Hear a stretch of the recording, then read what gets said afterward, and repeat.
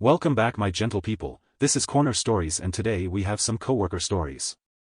So let's get into it. My coworker told everyone we're not even dating. Last year, I left on a leave of absence for a few months to take care of my elderly parents. Then I returned to work. Apparently during that time, one of my coworkers began telling people we were married, and not as in work wife, as in legally married, and everyone believed him. Honestly, I had no idea he had any feelings for me, and I don't think he knew I would be coming back. I'm an introvert, I keep my personal life private and don't talk about myself much, but the fact is, I have a husband, not him, who I've been married to for 10 years. Not wanting to cause him embarrassment, I privately went to our boss, explained the situation behind closed doors, and asked for a department transfer. Even though he's never sexually harassed me or made a move on me, I'm very uncomfortable being around him right now and don't want any contact with him. My boss agreed, said she would speak to him, and though she didn't have the authority to move me to another department, she would see to it that we wouldn't be put on a team together, and kindly offered to adjust the schedule so he wouldn't be in the office at times when I was there. I've tried to handle this whole mess as discreetly as I can, but today I lost it. He walked into the break room while I was in there, and I basically yelled at him in front of everyone there, saying I'm not his wife and to stop telling people we're married. I know this was not the most mature way to handle the situation, but I was at my wit's end. What to do? OOP was asked what the lying coworker did after she yelled at him. Her reply: I think he was in shock, because he said nothing but immediately left the room. However, there was definitely a palpable tension between me and my colleagues who had witnessed the whole thing. As I said before, I didn't want to cause a scene or embarrass him publicly. Unfortunately, I was in the moment, and I let my emotions get the best of me. I fear there can be no good resolution to this situation. Either I've just exposed him as a liar to my coworkers, or they think I'm the one lying, since he'd apparently been telling people we were married for quite some time. Since I can't transfer departments, I'm entertaining the idea of putting in my 2 weeks, but I'm still emotionally reeling from what happened and I don't want to do anything impulsive or make the situation worse. Update. I didn't expect my question would even be published, let alone receive so many supportive comments. I only wish my bosses and coworkers could have been that understanding. About a month after the break room scene, I still felt like I was walking on eggshells to avoid my husband, and I noticed the attitudes from my manager and coworkers changing for the worse. I ended up leaving for a similar job that pays better, and is just a healthier environment overall. I hate how we call everything and everyone toxic nowadays, but that truly was a toxic environment in retrospect, and the lack of support from management and HR was finally the big red flag that sent me packing. Some of the commenters mentioned stalking and safety, because the man seemed a bit obsessed. While I've seen the guy a few times around town, there hasn't been any interaction between us, and I don't think he or any of my former coworkers know where I work now. Nobody's attempted to contact me, and I can breathe easier. I wish everyone at my old job well. I hope they can learn from this situation, and I thank everyone who commented for their encouragement. Relevant comments. I'm confused why the manager and coworkers ended up being hostile towards her and not the pathological liar who had been lying to them for months at this point. Makes me think he told them a lot more than them being merely married. This sounds ridiculous, but maybe they were frustrated with her for changing the office dynamics? I've seen a few situations where the wronged party is expected to just get over it. Coworkers are frustrated when there's tension without a foreseeable resolution. I'm not saying that any of this is right. The guy's behavior is disturbing, and I'm glad that OP is far away from him. One of the episodes of Pop Culture Detective about the Big Bang Theory covers how when the sleazy asshole character goes too far into harassment with a pretty girl, she snaps and yells at him in front of his friends. We, the audience, are meant to feel bad for him even though his behavior was completely unacceptable. She ends up apologizing for hurting his feelings and everything goes back to normal. I bet this asshole is a great guy and OP is being too harsh, and there are two sides. Story 2. Coworker won't leave me alone. So for some context, I started this job about 2 months ago. This guy, Charles, was helping show me around, teach me some stuff and helping me get to know the job. After about a week or so he asked me out. We went on 2 dates, stupid, I know, never became official. And after those 2 dates I realized that I wasn't ready for another relationship after my last one and told him so. I was very kind, letting him know that I had no problems being friends, I just wasn't ready for a relationship and I didn't want to waste his time. That all happened within the first month. After that he slowly got more clingy, following me around at work, out to my car, waiting for me outside the bathroom. Taking all of his breaks when I did. He's been so constantly around me that I'm having a hard time doing my job. The first and second screenshot is after he came up to me and apologized for being so clingy. I thought about it that night and realized I needed to be more direct about wanting him to leave me alone. This was on Friday. Saturday he came up to me and asked if this meant that he had to stop pestering me about breaks, his words not mine. The third screenshot is directly after that conversation while I was on my lunch. After my lunch he came up to me and practically demanded I stay after work so that he can talk to me. I told him no, I get out of work at 11 p.m. so by that time I'm exhausted and just want to go home. I was worried that he was going to follow me to my car and force me to speak with him, so I explained the situation to another coworker, Seth, and asked him to walk me out. I ended up leaving a bit late because I was finishing up some work. Seth was helping me out so that he could walk me to my car. Charles came up and started helping. He was clearly just hanging around waiting for me to be done and leave. I completely ignored him and was talking to Seth. After maybe 10 minutes of this, Charles asked me if he should just leave, to which I told him yes and that it was bothering me that he was following me around. I thought he left. Seth and I finished up our work and walked out together. Charles was still sitting in his car sending me the messages you see in screenshot 4 at 11:23. The recruiter comment is referring to his want to join the Air Force. Seth asked me if I wanted him to stick around until Charles left and I accepted. Charles left after maybe 5 to 10 minutes, then Seth and I left. Screenshots 5 and 6 are after I got home that night. I have not seen Charles yet since as I was off yesterday, but I'll see him again at work today. I've already brought up the problem to our manager, but I will be speaking with him again today. Ada? I feel like I was pretty clear and kind in the beginning and he's made a point to ignore me when I say no.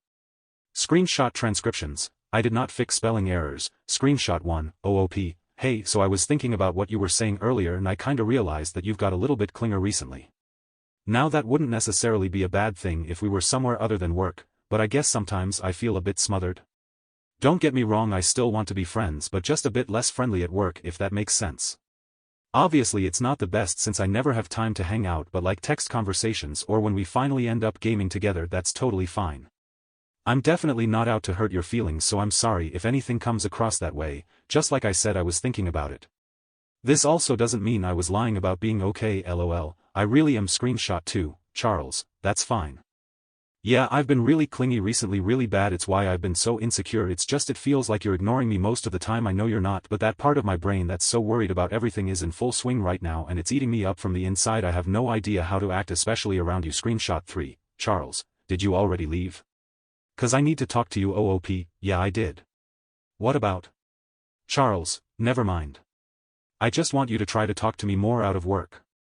If you don't want to talk during OOP, I can't make any promises because again I'm always busy. Charles, I know, I just want to see if you can try OOP. I don't have time to take away from anything else to give to you. Charles, it's fine if you can't. Screenshot 4, sorry, I don't mean to add any more stress. I'm sorry if I did. 4 hours later, I'm sorry, I thought we were going to talk. I'll talk to the requider tomorrow. You'll never have to see me again. I like being with you though a lot. I'm sorry I ruined it by smothering you. I have no idea what I'm doing. Clearly I'm not your only friend. Screenshots 5 and 6, OOP. This is ridiculous. I told you I wasn't hanging around after work to talk.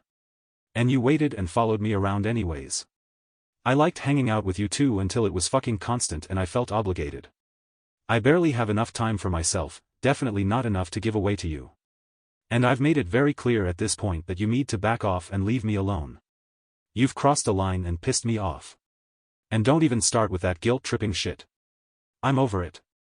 I have absolutely no obligations to you whatsoever and you have no fucking say over who I'm friends with. You are not my boyfriend and at this point you are no longer my friend. This is obsessive and it makes you look delusional. You need to cut the shit now. Charles, you're right, sorry, I'll leave you alone, promise. OOP, would appreciate that. Relevant comments, yeah, this is weird.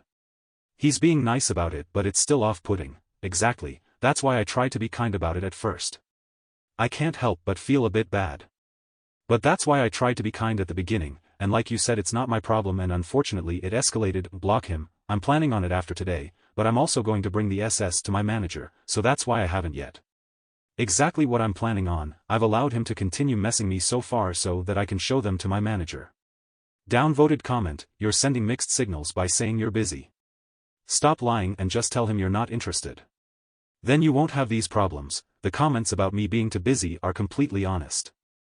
I've told him that since I met him and he seems to refuse to believe that. Not that it matters, but did you have sex with him? No, I never slept with him. He definitely wanted to, but I never felt close enough to him to say yes. He was very pushy about it though. Dude, your username? Isn't it a bit on the nose? OOP's username is chronically ignored. LOL. The username started as a joke for a burner account, but now it's just ironic. LOL. Update post, January 9, 2024. Next day, this is an update to my previous post in this sub. I'm also going to try to cover a couple of the common questions in the comments of my last post before I get into the update. Quick reminder, Charles is the creepy coworker, Seth is the coworker who walked me to my car. To start, I have decided not to block him. If he tries to send me threats or something similar, I would like to have the proof, as a lot of comments suggested. However, the message I sent in screenshot 5, editors note this is screenshot 5 on this post, not the last post, is the last time I will be responding to him. I have decided not to engage him anymore. A lot of people were concerned for my safety, and curious if he knew where I lived. I am a pretty private person and have been taught very well to pay attention to my surroundings and keep my head on a swivel. As far as I am aware, he does not know where I live. I know both cars he drives, one being pretty uncommon, and I have no reason to believe that he has followed me. There is always the chance that I am wrong, and I am very aware that anything could happen, but to my knowledge I am safe in that avenue. I do not live alone, and the people that I live with are fully aware of the situation, and we have set safeties in place in case he does decide to follow me. I am very well protected.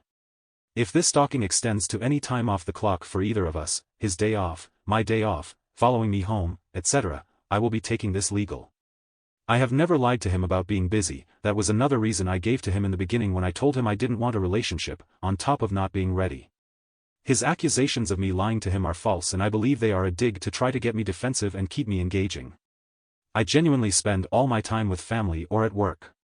I am new to the area and don't have any friends outside of work that live anywhere near me, so it's not like I'm hanging out with anyone else. I will only address this briefly and once.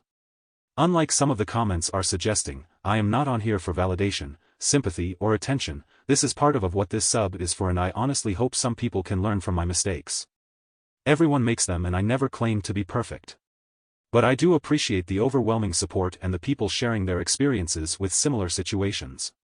Now for the update. Unbeknownst to me at the time, on Sunday, my day off, Seth spoke to my manager as a witness. He mentioned that I had asked him to walk me to my car and shared his concerns, which I really appreciated. The first message Charles sent in screenshot 1 is referencing the night he tried to wait for me to leave to talk to me. That was sent on Sunday.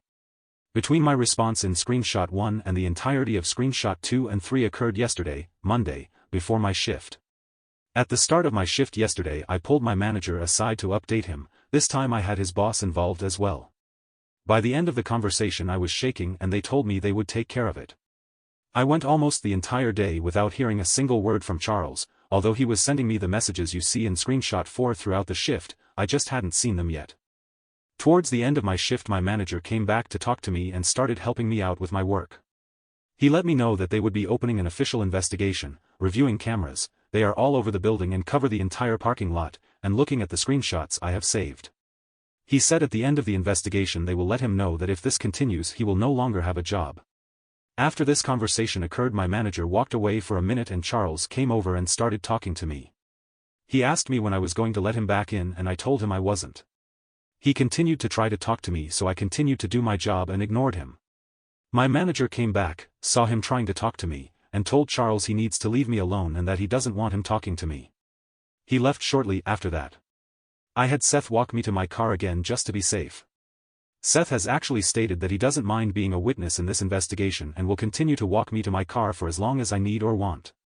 The messages in screenshot 5 are shortly after my shift last night. Charles's narcissism and ego have definitely grown, so has his jealousy of Seth. He seems to think that I've replaced him with Seth, and I do believe that is part of his delusion. I have told Seth several times that he is in no way, shape or form obligated to be involved in any part of this, as I don't want Charles to turn on him. He has made it very clear that he just wants me to be safe and accepts the possible repercussions. This is all I have for updates as of writing this. I work for a very large corporate company, and I do believe they will handle this seriously, as they probably don't want a lawsuit their way. I will continue to treat Charles as possibly dangerous and will base all further actions on my own safety. I am expecting this investigation to occur throughout the rest of the week, and I am hoping to have another update soon. As I have stated, I am taking as many precautions as I can, up to but not including legal action, at least so far, and my safety is my first priority.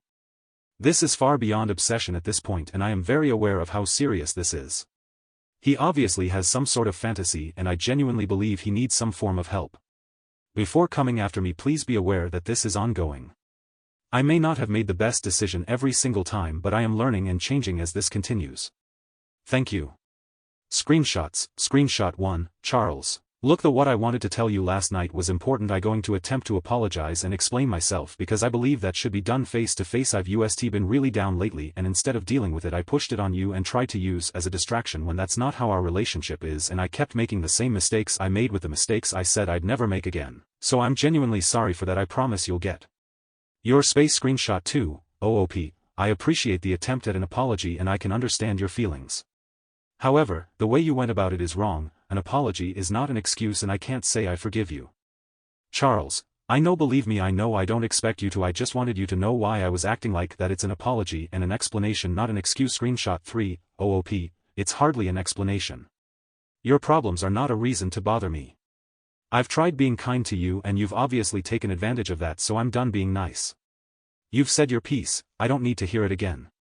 Charles, okie dokie. I wish you were that honest all the time. That's what I needed, and in all honesty I'm going to avoid you like the plague while I'm like this. If I come out of it, then I'll be comfortable around you again.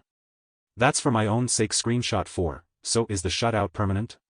Because with time I want to be your friend. If you'd let me just no more lying about time because you don't want to talk to me, that's what I'm so mad about. Just be completely honest with. He's had lots of hurt. Oh hey, I thought of a reason to let me back, and I'm handsome and incredibly charming when I want to be. Just saying. Screenshot 5. Starts with the, I'm handsome and incredibly charming when I want to be, OOP. I have never lied to you and I have never given you a reason to think so.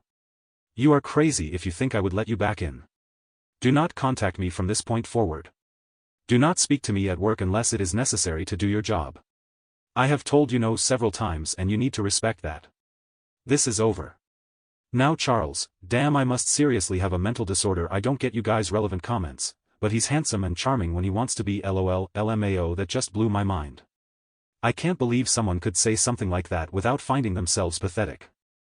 As if that negates the obscene amount of creep. LOL, protection. I do carry a box knife on me for my job, definitely not rated for defense, but would do some damage if I needed it to. I'm also looking into getting some other safety devices.